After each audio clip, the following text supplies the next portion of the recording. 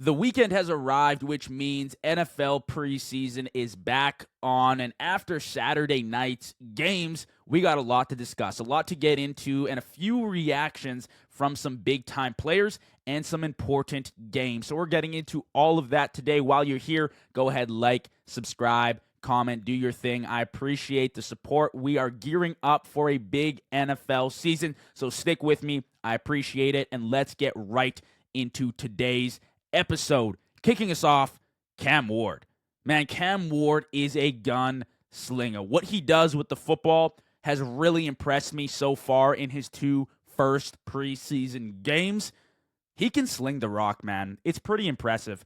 Cam Ward could be a top 18 quarterback by the end of the season. I don't think that's a crazy thing to say personally. It's not top 10, top 12, even top 15. But to say top 18 with the way he's looked in his first two games, and I get it, preseason, but it's an impressive showing for a quarterback that just came out of college. I don't care if it's first round, second round, undrafted. It's still a big jump, and the way he's been able to walk into the NFL and immediately have some success in these preseason games, it is very impressive. His ability to squeeze throws into very tight windows is at the level of an NFL veteran. He's very confident throwing over the middle with or without pressure in his face, and he's been very, very, very good completing those passes, intermediate, long, short. He's been able to do it all throughout his first two games, but I think his most impressive attribute so far has been his anticipation on throws. Cam Ward anticipates routes like a third or fourth year NFL veteran. It's something that guys struggle with throughout their entire career. It's a very hard thing to do, especially at the NFL level, is look at receivers and see them open within the next few seconds without them actually being open yet. Because we know the closing distance and the elite nature of DBs in the NFL. They can close down gaps within milliseconds. So quarterbacks need to be on the ball to fit those footballs in those windows on time, and Cam Ward's put that on display throughout his first two games. There was a crosser over the middle in the most recent game to Van Jefferson, which was dropped, but you could see that anticipation and the ability to touch that ball, layer that throw right over the linebackers and find him in a soft zone over the top. So Cam Ward has been really, really impressive. Like I said, he's got excellent touch on the football, and his ability to complete passes over the middle of the field has shown through these first two games. Cam Ward has all the traits of an elite quarterback in the NFL. He's already a pro. He's ready to go. Carries himself extremely well for a number one overall pick. Very humble, and he believes in his guys, talks very highly of his receiving group, which maybe it might not be a top 5 unit in the NFL. That might be a stretch, but I'm happy that he believes in them, and I would like to see this connection with Calvin Ridley grow. I do think that maybe he has a career year or a big year, considering Cam Ward coming in and throwing to him like he has so far this preseason.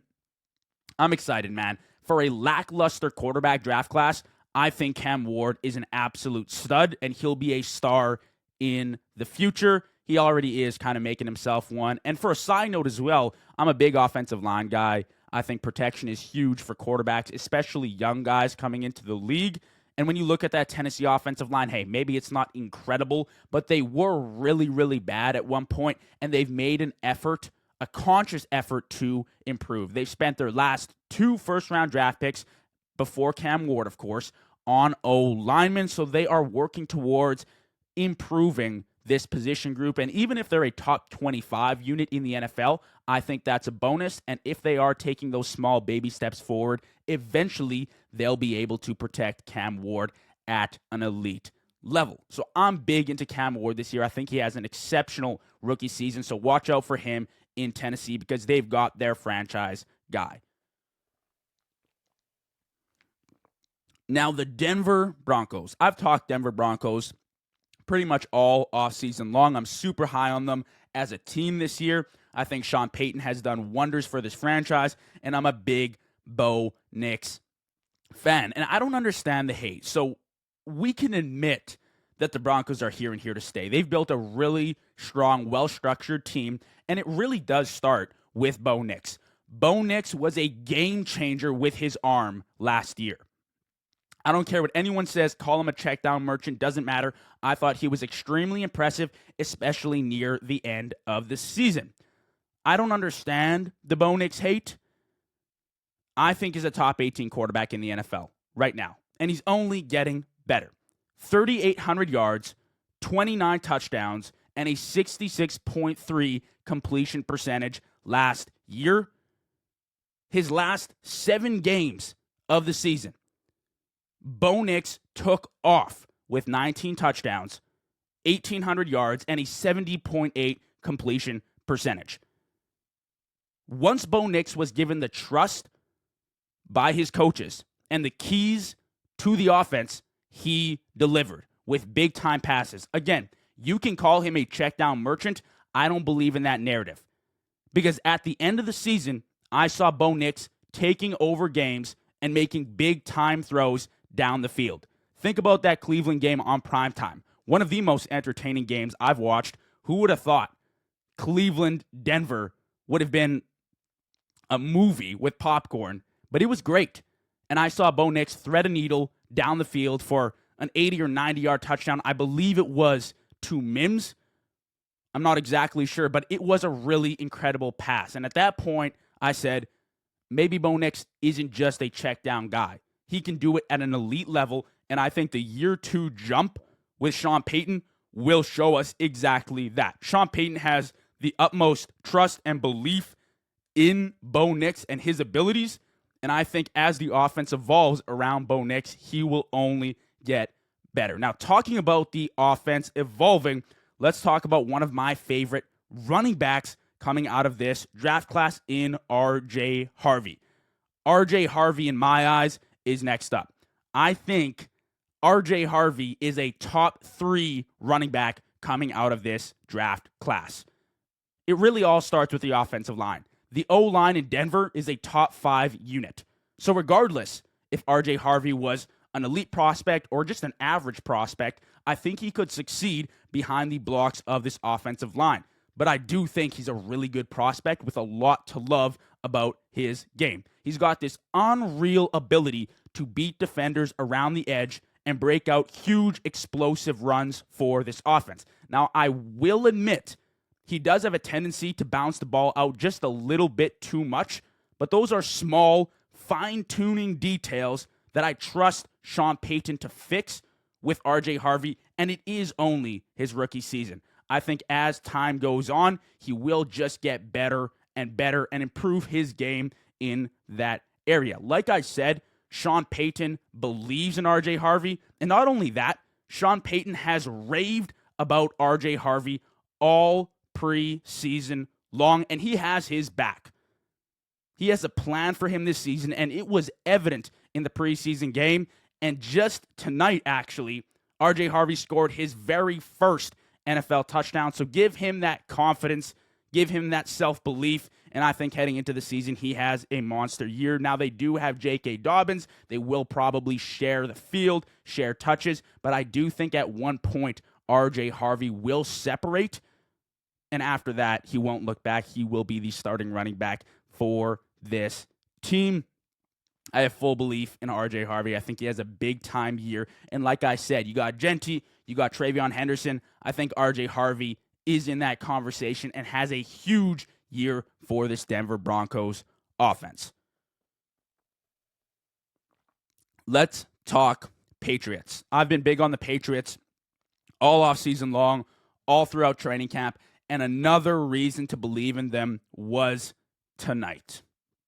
Big-time preseason game with a lot of stuff happening and a lot of pros for this New England offense. Let's start out with a receiver you didn't even know of heading into training camp. Remember the name Efton Chism.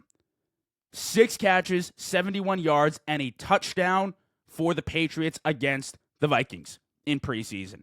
He is the next man up for this roster, and you didn't even know who he was. Now, who am I kidding? I didn't even know who he was heading into camp, but he has seriously impressed the coaches, the staff, the players, and myself as well from what I've seen on tape. He's an undrafted rookie. Now, does that sound familiar? Think of history. Edelman, 7th round pick. Chris Hogan, undrafted, went from Buffalo to New England. Danny Amendola, undrafted, went from St. Louis to New England. And Wes Welker, who was undrafted, and the Pats made him into a 5-time 1,000-yard receiver. This is the New England way. Chism is a gritty, shifty athlete who refuses to go down after first contact, and we saw that in the preseason game against the Vikings on his touchdown reception. He's an elite option in the slot. He's not the biggest, he's not the fastest, but I think that's why I love him and I love his game so much. That's what gives me so much hope for him, because he's doing this at an elite level. Again, preseason, but it looks really, really good, and he doesn't stand out physically. He's not a physical specimen. He doesn't run a 4.2, a 4.3, but he's shifty, he's quick, and he gets the job done. He's extremely reliable, consistent, with great hands, a great route tree, and he's got a deep toolbox of moves and a good understanding of the game and coverages. Efton Chism is next up for this Patriots offense. He's guaranteed a spot on the starting man roster, the 53-man roster, and I think from there he takes off. He becomes Drake May's second or third favorite weapon, and from there it's 600, 700, 800-yard seasons for this guy. I believe in him so heavily, especially considering the track record of New England receivers who play in the slot, who are gritty, who refuse to go down, who do everything within the run game, the pass game, blocking, catching, everything. I think Efton Chism is that guy, and we have to believe, because what he's put on tape in the preseason has been exceptional, and in training camp, might I add, as well. Sticking with the Pats, their new second-round draft pick in the backfield, TreVeyon Henderson, will have a monster rookie season. They've used him everywhere in preseason and training camp. Out the backfield, as a kick returner, as a receiver. He's extremely versatile. He's a weapon both in the run game and the pass game, and his explosiveness is next level. I saw him return a 100-yard kickoff to the crib. I saw him score on the ground in the preseason, and I've seen him catch a 70-yard touchdown in training camp against the Vikings. Ramondre Stevenson is on a short leash with his fumbles. I wouldn't be surprised if Henderson eventually takes over as the primary option in this backfield and never looks back. Like I said, extremely explosive. He's got huge, big play potential, and I think he dominates this backfield. All you fantasy fans have to love the production out of TreVeyon Henderson in preseason, because I expect that to be mirrored in the regular season. I believe in him and Efton Chism very, very heavily as rookies this year, and on an offense that hasn't had the greatest amount of talent over the past 5 years. I think getting a guy like TreVeyon Henderson with his ability, his big playability, it's big time. It's big for this offense. They need that. They need a running back who can break off for a 50, 60-yard rushing touchdown, and I think they've got that in TreVeyon Henderson. He's shown out in camp. He's got raving reviews from the coaching staff, from players. Again, believe in him. I think he has a huge season for this Patriots offense and is a big reason why they take a step up this season. Next up, we had, an interesting performance from our friends over in Cleveland. The Cleveland Browns and Dillon Gabriel. I'm not going to bash Dillon Gabriel completely, because it wasn't a horrendous performance by any means. It wasn't terrible, but it also wasn't great, right? It wasn't excellent. It wasn't in the A tier. Maybe a B minus, the pick six really did not help his case for matching the preseason debut of Shedeur Sanders. Now, I will say this. Dillon Gabriel is keeping Shedeur Sanders alive in this quarterback race. So let's be honest. It is Dillon Gabriel versus Shedeur Sanders. Because Flacco is close to the finish line, and I just don't see Kenny Pickett being a starting quarterback for this team. Now, maybe Flacco starts this year. I wouldn't be surprised about that, but we're looking down the line, year 2, year 3. It is a Gabriel versus Sanders matchup. Shedeur Sanders controlled what he could control. He controlled what was in his ability to control. And that's all you can ask for. Shedeur balled out in his first preseason game and showed out when it mattered. Now, I'm not saying that Dillon Gabriel didn't, but I will say Dillon Gabriel has had the upper hand going into the season. He's the earlier draft pick, but that also means there's more pressure on him to outperform Shedeur Sanders and succeed. Even one mistake, like the Makuba pick six, can flip the script and swing the momentum in favor of Shedeur Sanders. Again, it wasn't a horrible outing from Dillon Gabriel. By no means. He was pretty solid. All I'm saying, though, every time Dillon Gabriel makes a mistake, it opens the door just a little more for Shedeur Sanders to get his foot in there. And once Shedeur is all the way in, once he makes his way and Dillon Gabriel and himself are equals, man, I don't know. I like Shedeur's chances. I really do. Now, this is obviously all based off the preseason games that we've watched, and we haven't watched any regular season action.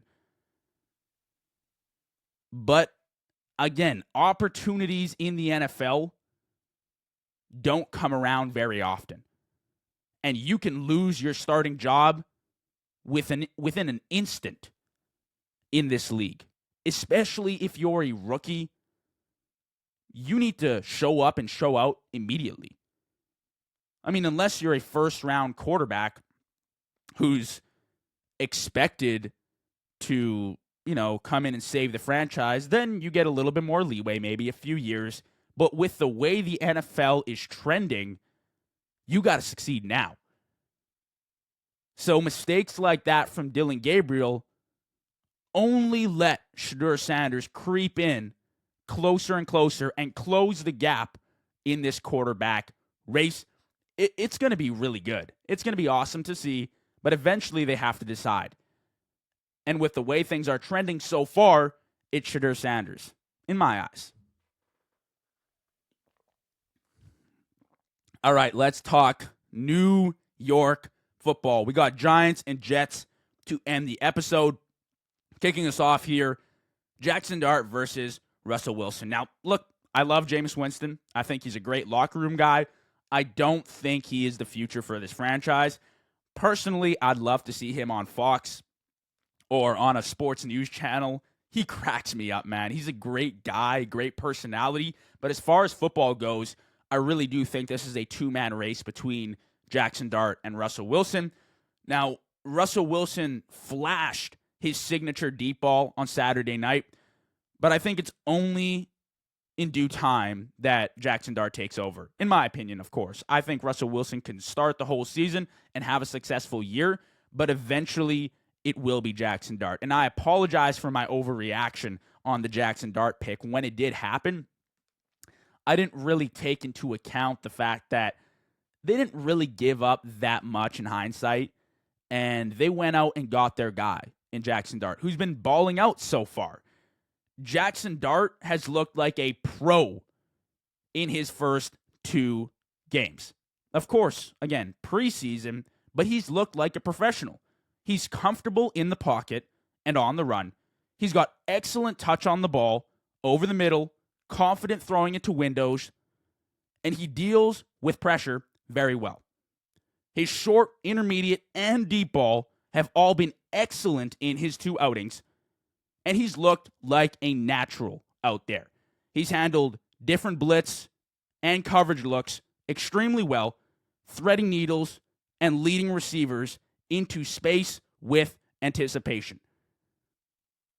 He shocked the world with his deep ball touchdown in his preseason debut, and then again, he was very, very confident in his second game.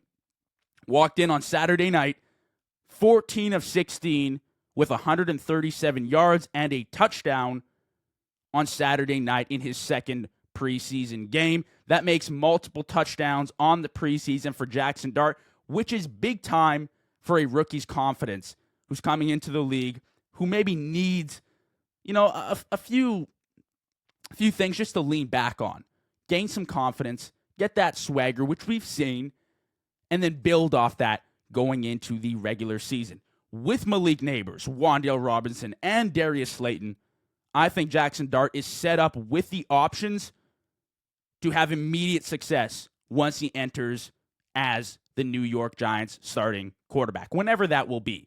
I think the future is very bright, and what I've seen from him so far has been very promising as a rookie quarterback. As for Russell Wilson, I think we're at the point where we know what he offers. Went into Pittsburgh last year, looked really good immediately right off the bat, and as the season carried on, in true Pittsburgh way, they kind of tapered off and then got smashed in the wild card game against the Ravens. Again, we know what Russ brings to the table. He's really good with the deep ball, but over the middle, a little bit concerning. He definitely doesn't have the agility and the ability to extend plays with his legs that he once did. Pardon me, but he still is, able to move around in and out of the pocket at a decent rate, I would say. So we know what we're getting out of Russ at the end of the day. The Giants know what they're getting. They got a veteran in there who's won a Super Bowl. He knows what it's like to win. He's done it at a high level. He's borderline Hall of Famer or a Hall of Famer, however you consider it. Good mentor for Jackson Dart, but I think eventually it will be the Jackson Dart show in New York for the Giants. As for the Jets, and to wrap up the episode, we have to talk about Justin Fields. Unfortunately, and I say this unfortunately because I know some Jets fans personally, I have no faith in the Jets offense with Justin Fields. I just don't trust him as a passer. There are serious accuracy concerns, but my biggest concern is consistency. Can he do it for a full season? Now, you need to remember, the Jets are not a well-structured franchise like the Pittsburgh Steelers, who could somewhat mask the inefficiencies at quarterback last year. Justin Fields might light a spark for this offense with his legs, but expect career lows for most, if not all, receiving options in this offense, because I've seen enough of Justin Fields as a passer to be worried. In Chicago, it wasn't great. In Pittsburgh, it was all right, but his pass attempts were limited. And again, their motto is always defense first, and the offense didn't really have to do a whole lot to win games when he was starting. And again, that's Pittsburgh versus the Jets. Now you look at the head coaching situation in New York. Considering Aaron Glenn is a first-time head coach and has a defensive background, I can only imagine the offense will be limited.